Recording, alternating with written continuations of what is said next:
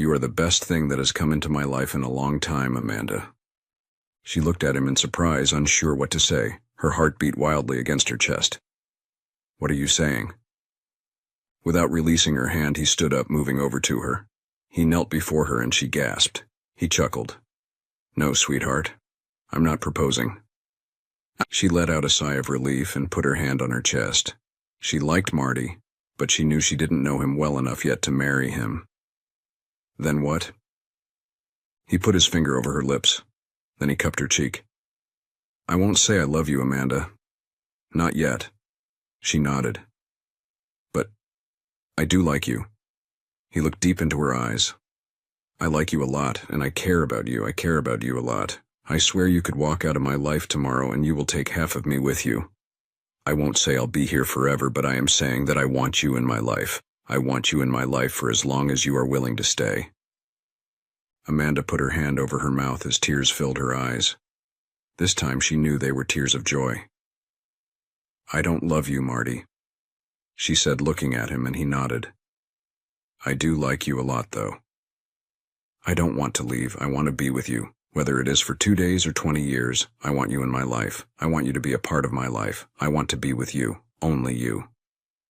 He stood up, pulling her to her feet, and then pulled her into his arms. Amanda. Oh, baby. My baby. He cried against her neck as he held her close. She wrapped her arms around him, holding him close. She cried against his shoulder, this time tears of joy. Don't leave me, Marty. Please don't leave me. She cried. He held her close, then suddenly lifted her into his arms and, never. You're mine, and I won't let you go. She looked into his eyes and saw the fire of passion there. Suddenly it was like her body came to life and she clung to him.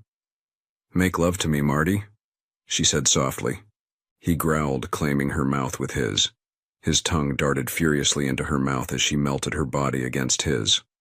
The food was forgotten, and they didn't even make it to their bed before he lay her down, as they worked on each other's clothes. As they both finished, Marty moved his hands under her, then tightening his hold. He held her tight as he rolled them over until he was lying on his back with her lying beside him with her head on his chest. Wow, he said, stroking her back with his hand. She kissed his sweaty chest and giggled. You took the words right out of my mouth. Marty laughed with her, and before long the room was full of the sounds of their laughter. They finally got themselves under control, wiping tears from their eyes. What did I ever do without you in my life? He asked, kissing the top of her head. She lifted her head and looked at him seriously. Marty, we come from 2 totally different worlds. He didn't answer, just ran his hand lovingly through her hair. So she continued, I mean, it would take me a year to pay for the pants you wore last night when you picked me up. He sighed, resting back on his free arm. Yay, I guess.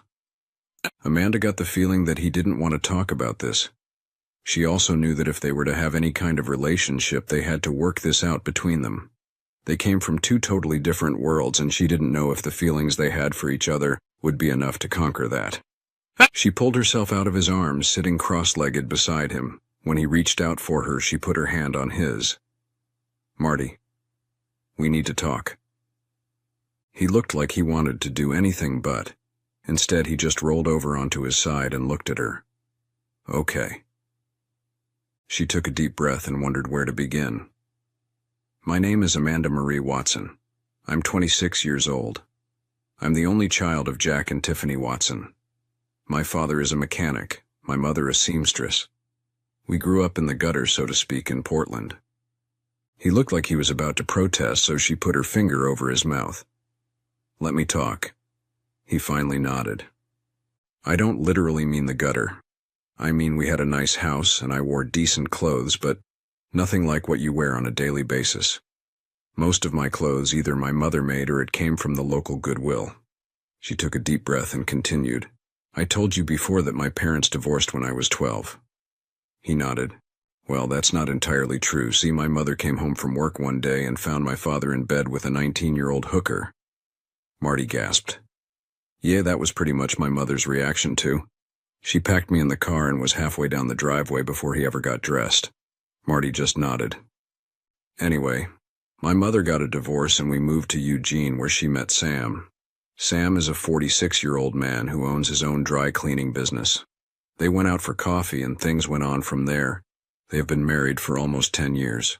She took a deep breath, then started again. Anyway, it was the night of my 18th birthday. Marty reached out and touched her arm. He didn't say anything at first. He just rested his hand there. She looked at him. You already told me about that. I don't want to hear it again. She nodded, then continued. I haven't seen my mother or Sam since. She took a deep breath. I got a bus ticket back to Portland, but had no idea where I was going to go or what I was going to do. The money went pretty quick. Then suddenly it was the middle of summer. I hadn't eaten in 2 days and had nowhere to sleep. She choked on a sob and Marty pulled her into his arms. She cried against his shoulder for a couple of minutes, then slowly pulled away. He let her have her distance, but he kept his arms around her. She looked into his eyes. Anyway, I was sitting on a park bench trying to figure out what to do when this guy walked up to me. He was modestly dressed in blue jeans and a t-shirt. We started talking. I told him I was 18, had nowhere to go and hadn't eaten. He bought me a hamburger and gave me a business proposition. She wiped her eyes. He told me that he would put me up in an apartment and pay me $100 a week, plus supply all my groceries and anything else I needed to become his mistress. Amanda looked into Marty's eyes. She expected to see disgust or pity at the least. Instead, all she saw was compassion. He gently rubbed her arm and smiled at her. She gave him a watery smile, kissed him softly, then continued her story. Well, naturally, I was shocked. I wanted to scream at him for even suggesting such a thing. But then I thought about my situation. Here was a chance to get off the streets. Reluctantly, I agreed. I cried the whole time the first time we did it. Afterwards, he just held me in his arms. We were together for 4 years, and by then I had quite a little nest egg saved up. He was killed one night coming home from work in a car accident. And so here I was, 22 years old, plenty of money, but nowhere to go. The lease was up on my apartment, and I had no idea what to do. I paid an additional 6 months on the lease and started scouting the papers. There isn't much out there for high school dropouts with no skills. Then one night I got my big break. I was sitting at home one night eating leftover pizza and watching TV when a commercial came on about a new place opening up down the street called Ernesto's. It was an exotic dance bar and grill. They were looking for girls from 21 to 25. Size didn't matter. They wanted all sizes and ethnicities. As long as you could dance, they wanted you. The ad said 50 word a night plus tips. I had always loved dancing but never thought I was very good at it. She laughed. I figured, you know what the hell. How hard could exotic dancing be? So I went down there the next day and auditioned. They hired me that same day. The work was steady 5 nights a week. I got to where I really enjoyed it. She took another deep breath. I had been there about a year when I met Joshua. Marty felt her body tense, but he didn't say anything, just continued stroking her arm. He was perfect. He had long black hair, green eyes, and a body to die for. I swear I danced that night just for him. It was my best performance ever, and I ended the night with over $200 in tips. She laughed. Joshua swept me off my feet that night, literally. He walked up to the stage as I finished my number, pulled me into his arms, and carried me out of the bar. I wasn't sure which I was doing more of, screaming or giggling. We walked right past Rocky, the bouncer who eyed him a minute, but when I smiled, he let us pass. We spent the next 3 days in bed screwing each other's brains out. Her eyes filled with tears again. About a week ago, my life fell apart. I lost my job and came home to find Joshua in bed with another woman. I packed a bag. She nodded at the duffel bag on the floor down at the end of the bed, emptied out my bank account, and just drove. Then I ran out of gas, money, and she looked at him. Well, you know the rest. Marty didn't say anything for a minute. He just lay there holding her, digesting everything she had told him. She sat there tensely watching him, waiting to see if he would bolt. Marty took a deep breath. How long were you and Joshua together? He asked softly. She was surprised by the question. 3 years. He nodded. Okay. He just lay there looking at her for a minute. She watched him warily. She didn't know what to do or what to think. Suddenly she was on her back with Marty half covering her body with his own and his mouth locked on hers. She was surprised at first, then she relaxed as she melted against him, returning the kiss.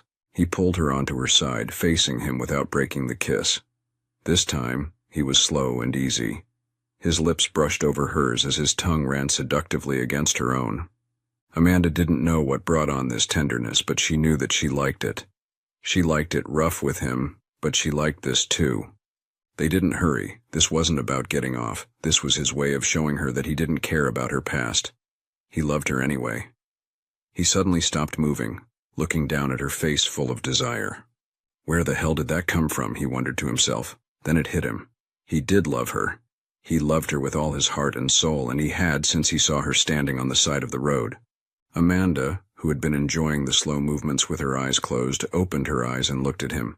She reached up, touching his face. "Baby, what's wrong?" she asked. He didn't move, he didn't speak, he just looked at her for a minute. "Marty?" she asked suddenly, afraid that he was hurt by something she had said or done. "Talk to me, baby. Please." There was a tremor in her voice, and the tremor seemed to break the spell, and he looked at her in wonder. He started to say, as he slowly started moving inside her again. "What is it, baby?" she asked, lifting her body against his as she ran her hand over his cheek. He kept up the slow thrusts into her body, but barely noticed. He felt her legs wrapped around his waist, but barely noticed that too. He lowered his eyes over her body. The medium-sized breasts, the small bulge in her belly, the slight thickness in her legs and arms. This was Amanda. This was the woman he loved. He grasped her hand, holding it to his face as he looked into her eyes. Then suddenly he brought her hand to his lips, kissing the palm. Her eyes were full of wonder. Her body was heating up from the slow movements he gave her, but she ignored it. She was lost in his eyes. "What is it?" she asked softly. He kissed her palm again, then brought her hand to his chest. She could feel the beating of his heart. "Amanda. My Amanda." He swallowed a couple of times. "I love you." She had been lifting her hips against him, but stopped moving completely at his words. "What?" she asked in awe. He lowered his body over hers, kissing her softly. "I love you." Tears filled her eyes, and he kissed them away tenderly. "I love you too." She replied with a tremor to her voice. "I love you so much." He kissed her hard. He had finally found the perfect woman for him, and he was damned if he was going to let her go anytime soon. Chapter 3. Marty and Amanda spent the next 3 days lost in their own world, a world built around the love they found in each other. When the mood struck, they made love, their lips locked in each other's embrace. Other times they would lay naked on the bed, wrapped up in each other's arms, their bodies tangled together. They left the hotel only long enough for food, then quickly stripped out of their clothes and found love and passion in each other once more. Wednesday night found our couple once more locked in Eden's embrace. Sometimes it took longer than others. The fact that they had been making love for the past half hour made him think it wouldn't take long this time. As they were finished, Amanda relaxed muscles around him. Her chest brushed tenderly against his as she wrapped her arms possessively around his neck. She felt his arms come up around her and hold her close. "I love you," she said softly as she leaned down and brushed her lips against his. His hands caressed her back and gently squeezed her butt. He kissed her back with tenderness, losing his heart once again as he looked into her eyes.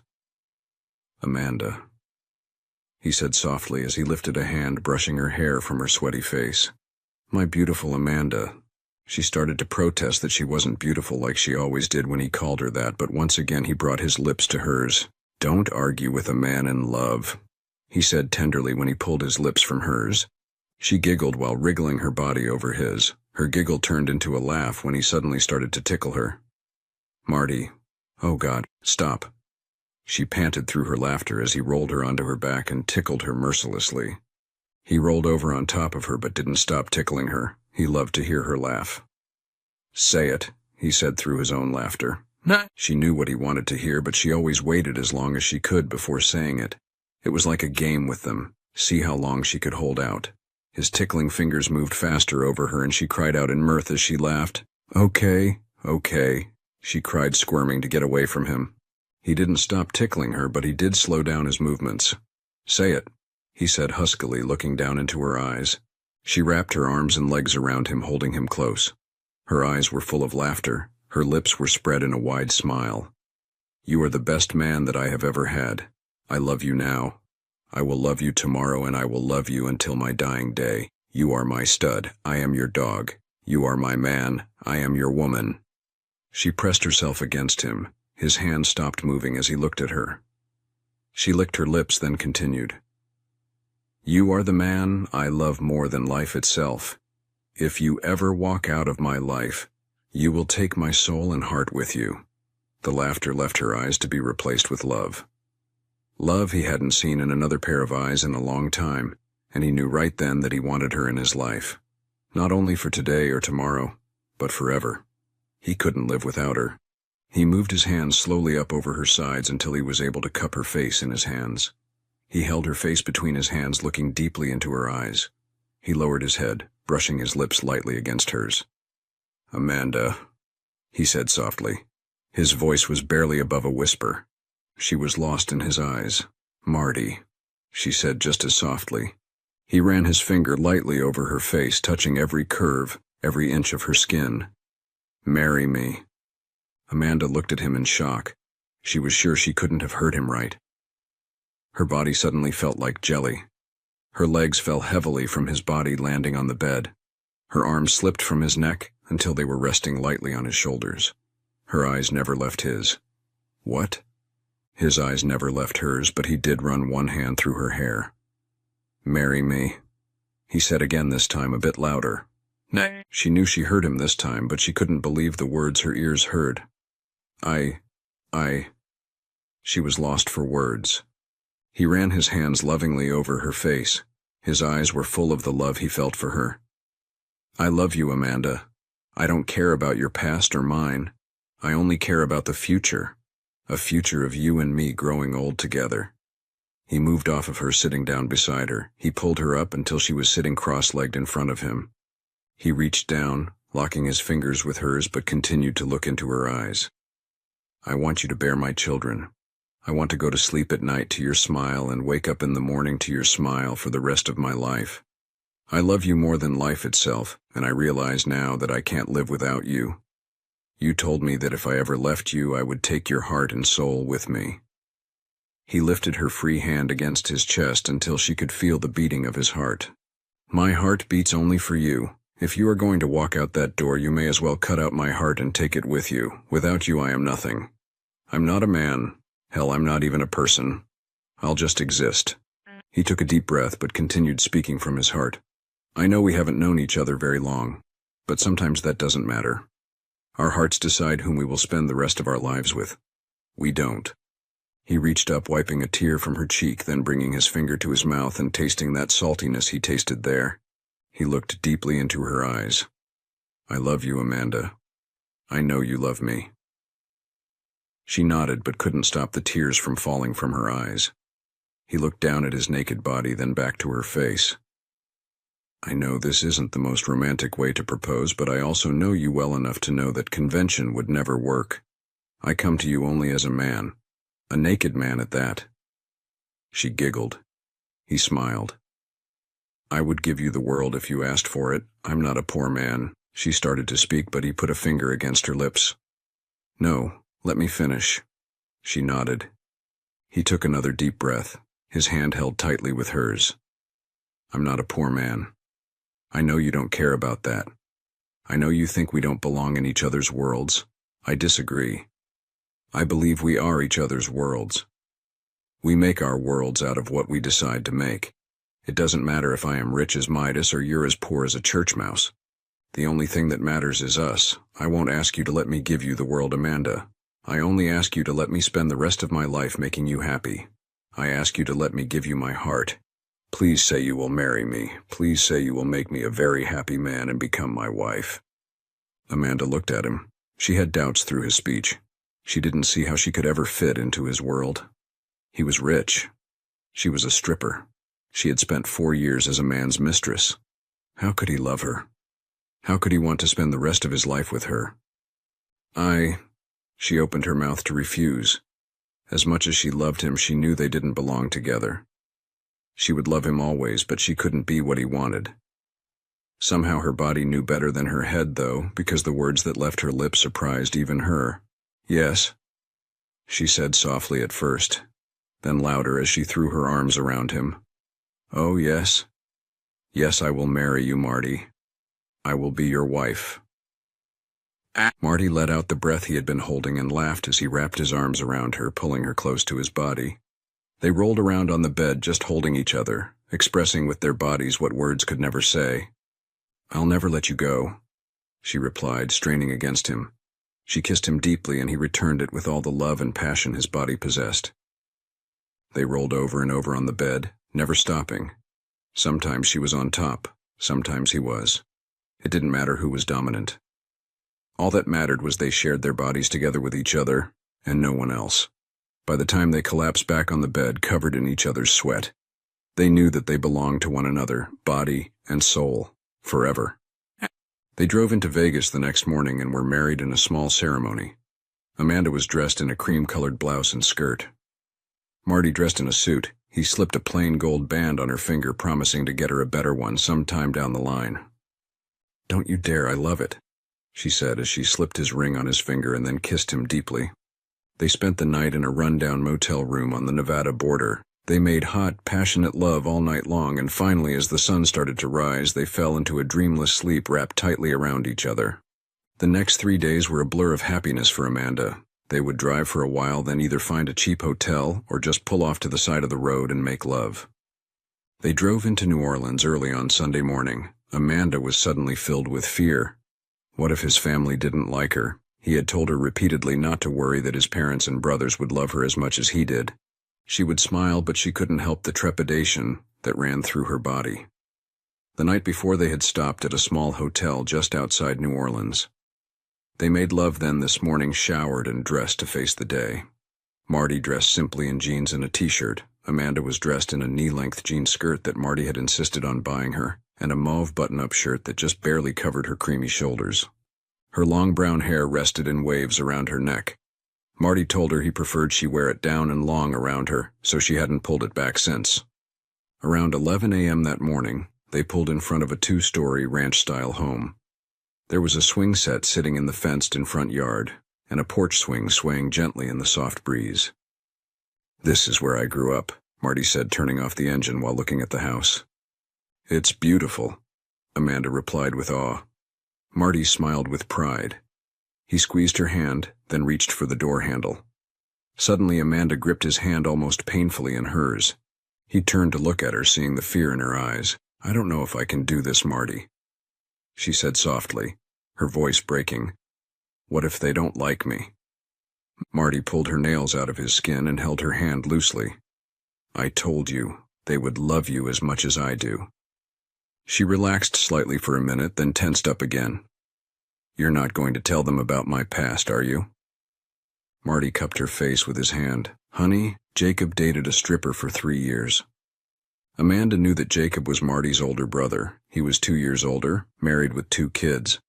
She also knew that he had 2 younger brothers, Mark, who was in the Air Force, and Tommy, who was only 19 and going for a degree in psychology at the local college. She looked at him. "What happened?" He smiled as he kissed her softly. "He married her 8 years ago." She looked at him in surprise. He chuckled. "Yes, my love. My sister-in-law Teresa was a stripper, a very exotic one. She stripped down to bare skin. She was also a very famous one. She went by Valley Rose." Amanda had heard of her. She was supposed to be one of the highest-paid strippers in the country. It was said that if she continued, she would become another Gypsy Rose Lee. Suddenly, though, she disappeared from the spotlight 8 years ago. A lot of people believed she was dead. Apparently she wasn't. Amanda forced herself to relax and release his hand. Marty kissed her again, then climbed out of the car. He came around her side, helping her out, then keeping an arm around her waist. They walked up the walkway. They had barely stepped onto the porch when the door was opened. This had to be Tommy, Amanda thought as she looked at the young man in front of her. He was at least 2 or 3 inches shorter than Marty, with sandy blonde hair and blue eyes. "Bought time you got here," Tommy said, hugging his brother. Marty laughed as he hugged his brother back, then stepped away, putting his arm back around Amanda's waist. "Tommy, I want you to meet Amanda. Amanda, this is my baby brother, Tommy." Tommy turned his eyes to Amanda and he smiled. "Wow, Mom said you were bringing home a friend. She never said you were bringing home a knockout." Amanda blushed at the words. Marty laughed. "Watch it there, buddy. That's my wife you're talking about." Tommy looked at Marty in surprise, then looked back to Amanda before looking at his brother again. "Your wife?" Marty nodded. Tommy's smile widened, then he ran back into the house. Marty and Amanda could hear him screaming, "Mom! Dad! Marty did it. He finally got married." Marty covered his face with his hand and groaned. Amanda just laughed as she put her hand on his arm. "So much for the surprise," he said with a smile. Taking her hand, he led her into the house. Marty's family was sitting around the dining room table drinking coffee and talking. Jacob, his wife, and 2 kids were at one end. Melissa and Ray, Marty's parents, were at the other end, with Mark and Tommy in the middle. Tommy was looking at Marty and Amanda with a huge smile on his face as the young couple walked into the room. All talking stopped, and suddenly Amanda felt a bunch of pairs of eyes rest on her. She tried to hide behind Marty, but he just tightened his arm around her waist. His attention was torn from her suddenly as a small little bullet suddenly ran into him. "Uncle Marty!" the little girl cried as she wrapped her small arms around his legs. Marty took his hand from Amanda's waist and, laughing, picked the little girl up in his arms. "How's my little cupcake?" Marty asked as he hugged his niece. The little girl wrapped her arms around his neck. "I'm great, Uncle Marty. I lost a tooth, see?" She opened her mouth wide to show that she was indeed missing a front tooth. Teresa laughed and walked over, pulling her daughter from Marty's arms. "Samantha, give your uncle a chance to breathe," she said, pulling the little girl into her arms. Amanda looked at her new sister-in-law and thought her pictures didn't do her justice.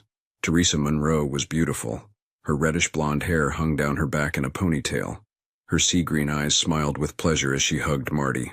"Welcome home," she said, kissing him on the cheek. Then she turned her smile on Amanda. "So you must be the new bride Tommy came in screaming about." Amanda blushed. "Yes, ma'am." Teresa laughed as she set her struggling daughter on her feet. "Oh, honey, don't call me ma'am. I ain't that old." She pulled Amanda into a hug, then stepped back so her husband could greet his new sister-in-law. Jacob could have been Marty's twin. He had the same dark brown hair and deep blue eyes. She felt his hand on her and gasped. Jacob just smiled and chuckled. "Hey, keep your hands to yourself, big brother," Marty said, putting his arm protectively around Amanda's waist. Amanda tore her eyes from Jacob's as she rested against Marty. Jacob laughed again as he looked at his brother. "Don't worry, little brother. I am perfectly happy with what I have at home." He kissed his wife on the cheek, then turned back to Amanda. "Tommy was right. You are a knockout," he commented, letting his eyes roam seductively over her body. Teresa punched him in the arm as Amanda blushed. "No, I'm not," Marty laughed. "She doesn't think she's beautiful either, but I'm going to convince her." He kissed Amanda's cheek. Jacob hugged Amanda, then stepped back. The next person to step up was Marty's brother, Mark. He was home on leave. He was about Marty's height, had the same blue eyes as his other brothers, and his brown hair was cut in the typical military fashion. He lets his eyes move over her and his eyes to hold their interest. Amanda wished they would stop looking at her like that. She was getting warm from all the blushing she was doing. His hug of welcome was a bit more seductive than Jacob's was, and when he whispered in her ear, her eyes widened as she blushed even more. "What the hell did you say to my wife?" Marty asked, glaring at his brother. Mark just looked him straight in the eye. "I told her when she got bored with you that she could share my bed any time." Marty took a mock swing at his brother, and Mark walked off laughing. Amanda felt the most comfortable around Marty's parents. His mother, Melissa, was about 5s and a little butterball. Her graying blonde hair was pulled back in a bun behind her head. Her hug was full of welcome. "Welcome to the family, honey," she said with a deep southern accent. "Don't mind them." She pointed to her boys. "They play around, but not a one would touch any of the other women. They know better." Amanda smiled. "Thank you, Mrs. Monroe." Melissa humphed. My name is Melissa or Mom. Don't call me Mrs. Amanda just laughed. Ray was an older version of his son, and Amanda saw what Marty would look like in a few years. It was obvious from the way he held himself that he was ex-military, but his hug was as warm and welcoming as his wife's was. "Welcome to the family, honey," he said with a smile as he kissed her cheek. "Thank you," she replied with a smile. She let Marty lead her to the table, thankfully sitting down as Tommy got her a cup of coffee and a piece of his mother's fruitcake. The next 2 hours were a mess of noises in Amanda's opinion. The family bugged Marty and her for 15 minutes straight until they agreed to tell how they had met. Marty told how he had picked Amanda up on the side of the road in Nevada, and Melissa clucked over her suddenly like a mother hen. "She must have called you poor dear about 20 times. Amanda talked a bit about her past, omitting the fact that she was a mistress for a while, but admitting that yes, she was a stripper, and no, she had no interest in continuing the occupation. She said she wanted to go back to school to become a teacher, and suddenly everyone was throwing ideas at her about the best place to get her GED and the best places to apply. By the time Amanda and Marty escaped to his old bedroom, she was exhausted. "Please tell me you don't live here," she said, looking at him as she collapsed back on the double bed. Marty laughed. "No, honey. I have a small house about 5 miles from here. It really needs a woman's touch." He sat down on the bed beside her, absently rubbing her leg. She pushed herself up on her arms and looked at him. "I like your family." He smiled. "I knew you would." He leaned forward, kissing her softly. "See? You were worried about nothing." She sat up and sighed. "True. I just got propositioned by your brother." Marty growled. "Little punk." Amanda laughed as she moved onto his lap. Her legs were on either side of him and her arms wrapped around his neck. "Don't worry, honey. The only man I want in my bed is you." He wrapped his arms around her, holding her close. "I mean, he is cute, though," she said with a devilish look in her eyes. He tightened his arms around her, pulling her close. "Don't even think about it. You're mine, and I don't share what's mine." His voice came out in a low growl. She laughed as she pressed her chest against his. I do believe you're jealous." He gripped her butt. "Damn right I'm jealous." She laughed as she wiggled her butt against him. "I like—" He growled as he rolled her over onto her back on the bed. He covered her body with his own, taking her mouth forcefully, pushing his tongue roughly into her mouth as he grabbed at her through her shirt. Amanda felt a moment of fear. She felt she might have pressed him too far. Then it suddenly turned into a moan. As he softened the kiss and his hand loosened. "Don't even joke about being with another man, baby," he moaned as he ran his mouth down over her neck. "I don't think I could handle it."